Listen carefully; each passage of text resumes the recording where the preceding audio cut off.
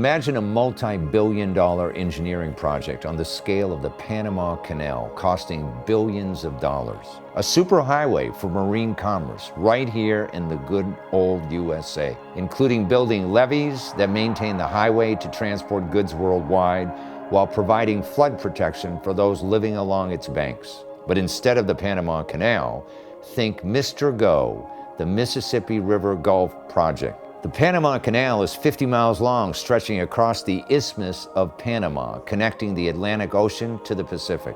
In comparison, the MRGO is 76 miles long and required the removal of 60 million more cubic yards of earth than did the Panama Canal. But the Panama Canal is an unqualified success. 14,000 vessels per year traverse it, and it earns $400 million annually in tolls alone. The MRGO? Fewer than 5 ships per year traveled it in any direction, and instead of earning money, it cost anywhere from $13 million to $37 million per year just to keep it dredged. Perhaps it seemed like a good idea at the time. The U.S. Army Corps of Engineers would dig a navigational channel to directly connect the Gulf of Mexico to the city of New Orleans. Why? It would benefit big business. The new passage would shorten a ship's journey to the Crescent City by 40 miles and provide an economic boon to St. Bernard, the parish most impacted by the project. The cost, a mere $95 million. That's $95 million in 1957 terms. The potential benefit, unlimited. According to a 1957 news article, the MRGO is a chance for the industrial development of St. Bernard Parish as a supplement to the great industrial growth of neighboring Orleans Parish. It was a promise almost too good to be true. Ships, docks, jobs, wharves, business, and prosperity. Brochures published in the early 1960s declared the new channel would facilitate the growth and expansion of the Port of New Orleans, providing new areas for wharves and industrial expansion and relieve the congestion of the existing harbor facilities. The U.S. Army Corps of Engineers said the new channel wouldn't be so prone to silt up like the Mississippi did, nor would the water levels seasonally rise and fall as dramatically as did the mighty Mississippi. It would be a win-win project. While the port touted the logic and economic impact of the MRGO project would have on the city, relatively few voices of concern were heard. One 1958 report published by the Department of Interior warned that the excavation of the MRGO could result in a major ecological change with widespread and severe ecological consequences. Too bad nobody was listening. The MRGO certainly provided access, not just to ships, however, which largely ignored it, but it also provided access to salt water. The Gulf of Mexico now had a direct access into some of the most productive marshes and wetlands in the entire United States. In short order, it killed more than 11,000 acres of cypress swamps and turned over 19,000 acres of brackish marsh into saline marsh. Vegetation died, wildlife died off, or disappeared. The freshwater marshes that once supported over 250,000 wintering ducks and provided an annual fur harvest of over 650,000 animals vanished due to saltwater intrusion. A recent report jointly sponsored by the Louisiana State University Agricultural Center, Sea Grant, and Coastal Wetlands and Restoration Group said the New Orleans district of the U.S. Army Corps of Engineers speculates that the loss of land in the area approaches nearly 3,400 acres of fresh intermediate marsh, more than 10,300 acres of brackish marsh, 4,200 acres of saline marsh, and 1,500 acres of cypress swamps and levee forests that have been destroyed or severely altered. And the damage continues today. The saline-rich water continues its deadly encroachment, further worsening an already incredible soil erosion rate. Every 24 minutes, Louisiana loses another acre of land. Nationally, the average beach subsides about 2 feet per year. Here in Louisiana, they lose upwards of 35 square miles per year. That's larger than the size of Manhattan. The fact is, Louisiana is losing at least that much ground to erosion each year, and no real response has been forthcoming from the state or from Washington. Prior to Hurricane Katrina, Environmentalists and others, including voters in the St. Bernard parish whom the canal was intended to help, called for its closure. Criticism intensified following Hurricane Katrina, when engineers implicated the MRGO in the failure of the levees and the flood walls protecting large parts of greater New Orleans. MRGO was derisively termed a hurricane highway in Katrina's wake due to its apparent role in amplifying the impact of the storm surges. Many of the citizens and the government of St. Bernard Parish had consistently voiced their concerns about the channel, the erosion of their parish, and the direct access the MRGO had provided for tropical storm surges and hurricanes, giving them an unimpeded superhighway from the Gulf into the city of New Orleans. Their concerns were not without cause. As far back as October 2001, an issue of Scientific American warned that a worst-case hurricane impact could swamp the entire city of New Orleans under 20 feet of water, killing thousands of people. And that happened on Monday, August 29th, 2005 at 8 a.m., killing 1,836 people and causing more than $81 billion in damages. Today, the Insider Exclusive will examine in depth in a two-part special U.S. Army Corps of Engineers MRGO disaster, to see how a dedicated father and son legal team, John Andre and Gilbert Andre, took on the United States government and the U.S. Army Corps of Engineers and won a legal victory in setting a precedent in a classic David and Goliath story. As Justice Oliver Wendell Holmes once said, making claims against the federal government requires turning square corners.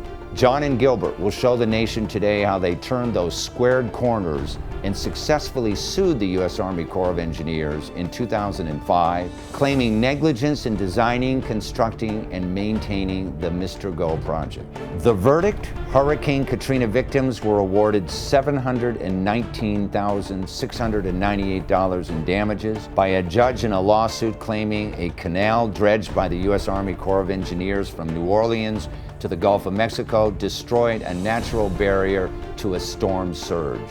The judge said Army engineers are liable for negligent operation and maintenance of the canal and not for faulty design or construction.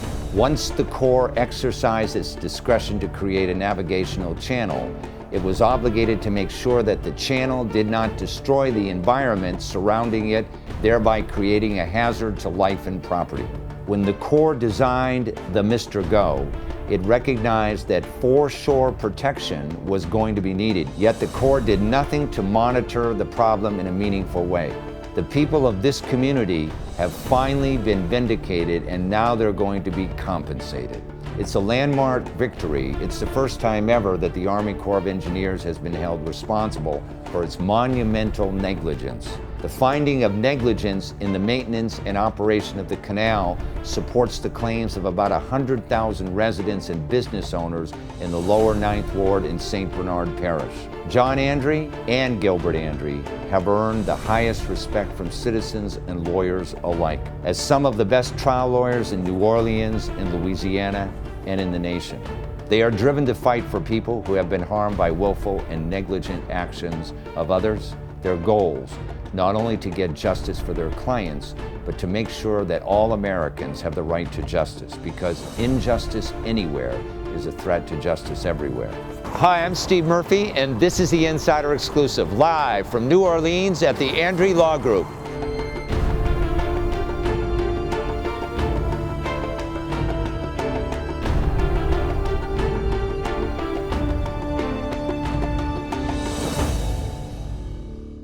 It is my great pleasure to introduce John Andre and Gilbert Andre to the show. Welcome to the show. Hello.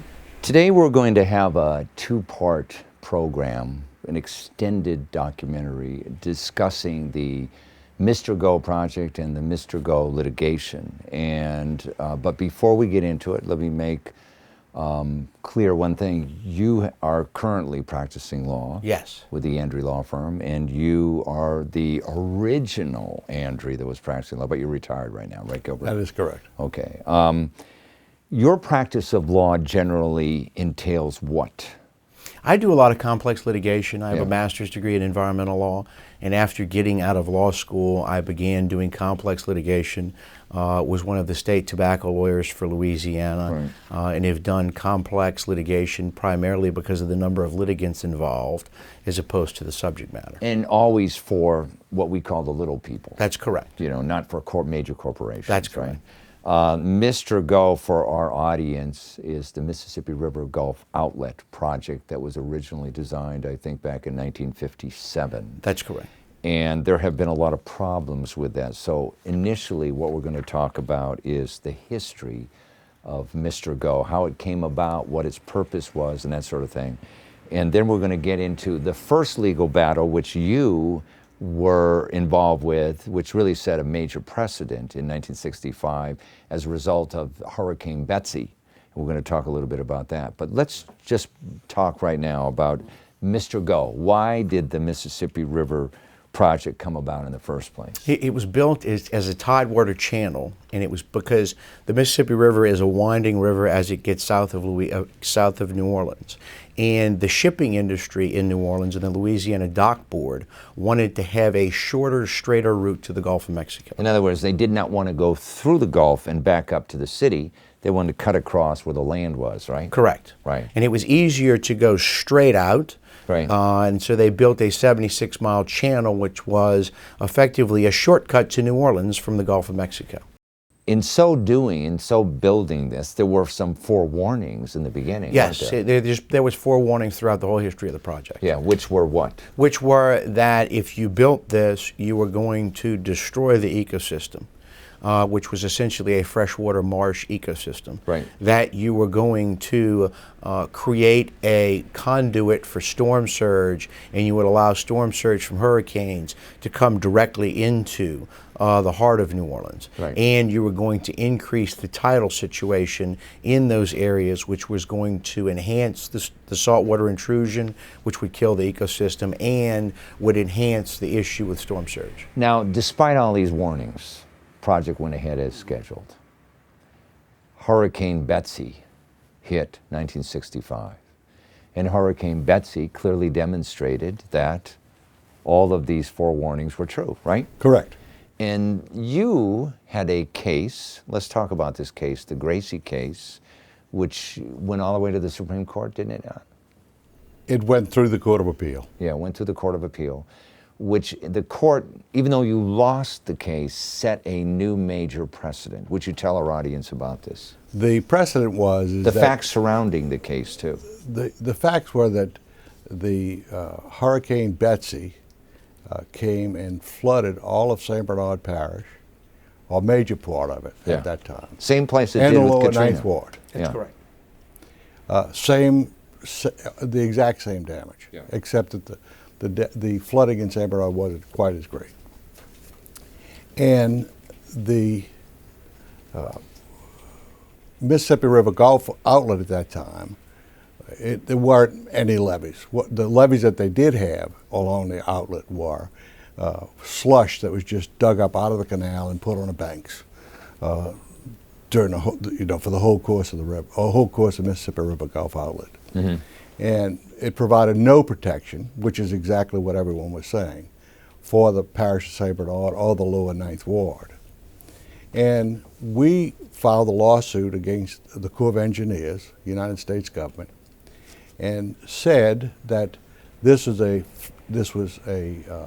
navigational project, and therefore the federal government did not have immunity from liability. And let's talk about that for a minute, because there's a reason why you filed a lawsuit saying it was a navigational project as opposed to saying it was a what? A flood control project. Flood control, because a flood control project would have what? Would grant the government immunity. That was going back to what, 1927? Yes, it's Section 702C of the 1927 Flood Act that was put in after the Great Flood of 1927. Yeah, so basically the government was saying, look, if we're going to build any more flood control projects, we can't have people suing us. Correct. Right? So you sued them, but you were suing them under a different theory. That's correct. That it was a navigational project. A shipping channel. It was a shipping channel, navigational project, and therefore the government did not have immunity. what was And the court government so was found. the government was surprised with this new theory, right? Probably so.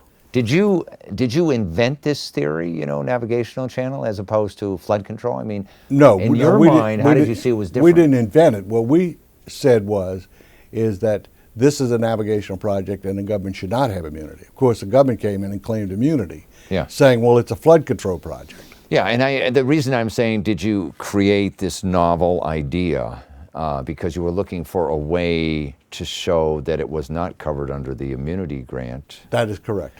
More importantly, as we will get into in the second part of the show, the litigation that's going on right now, that this decision was the precedent for pursuing cases in Katrina. Correct. It was the first case that established that principle. Yeah. I mean, even though you lost the case, the government redefined what the navigational channel project was, correct? They tried to. Yeah. No, what the government tried to say that this is a flood control project. Yeah. That was a defense of But that the case. court said otherwise. That's correct. Yeah. And when I say even though you lost the case not by the court deciding what the definition of this new navigational channel was, but because you didn't meet the standards for We couldn't prove our substantiating case. a loss. They said we could not prove that the Mississippi River Gulf outlet was the cause Yeah. of the flooding. Now you have to remember, at that time, we didn't have computer models. Right. We didn't have a history of what exactly the mechanics Yeah. of flooding or anything like that. And we didn't have $7 million to pursue a case and hire the experts from all over the United States Yeah. and all over the world to prove our case. Right. In other words, it was a much more limited prosecution of the case than was the Katrina case. To give you an idea, their case, the flood control brief filed by the government and the discretionary function immunity brief was 3 legal pages long. Right. Their brief on just flood control in our case was about 76 pages long. So Okay. it was a much different scaled litigation. Now, you brought up an interesting term that I'm sure some of our audience wants to know more about, which is this discretionary function immunities clause. What does that The mean? discretionary function immunity is immunity that's in the Federal Tort Claims Act. Yeah. You sue the government under the Federal Tort Claims Act, which is a limited waiver of liability against the government. Yeah. It was put in because the legislature, when they enacted the Federal Tort Claims Act, didn't want the judiciary second-guessing the acts of the executive branch. Right. So if there was a decision that was grounded in policy, then the executive branch was immune, and they were immune because you didn't want to have them go back and say for example, the decision to build the channel Yes. in a certain location is a decision that's based on an economic policy to help shipping in the South. Right. So when they put and that's what Judge Duvall ultimately found, that it was a discretionary function that they had the ability to make that decision, Yeah. and since they made that decision, that they would be immune. Right. Now, let's fast forward to 2005, Katrina. When Katrina hit, what was your first thought? My first thought that this was Gracie 2 all over again. Right. Same case as your dad had fought. That's correct. You have to remember, John was maybe not even born Yeah. yet, I believe, And by the way, in '65, and at that, and that's what we talked about. Yeah. We talked about the Gracie case right. for 35 or 40 years. Wasn't the government required to implement some changes as a result of the Gracie case, which they did not implement, to make Why, it sure. safer? Exactly, right? Yes. And they never did. No, never did. They never did. They never did make any effort to ensure that there was a levee as defined by the Corps of Engineers Right. to protect St. Bernard Parish and the lower Ninth Ward. I mean, they said in our case that they started building what they call the Lake Pontchartrain in Vicinity Flood Protection Plan, Yes. which constituted levee-like structures along the Mississippi River Gulf outlet, that they began building that in 1965 after Betsy. And when we asked them in depositions in 2007 when that was finished, the corporate deponent for the for the Corps of Engineers said we haven't finished it yet. It's never been finished. Yeah, that's interesting. Now, we've run out of time on our first part of our show. We're going to go into our second part in a moment here, and we're going to take up the Robinson case, which was you were the one that filed the Robinson case, and you're one of the lead counsels. Right. I was really the principal organizer and the catalyst for the whole Robinson and case. You are one of the lead counsels in the entire Katrina litigation cases, correct? Yes. So I want to thank you very much on this part of the show, and we're really going to get into the depth about what's going on, the precedent that case has established. Thanks for joining us. You can get more information about our guest and the issues at insiderexclusive.com.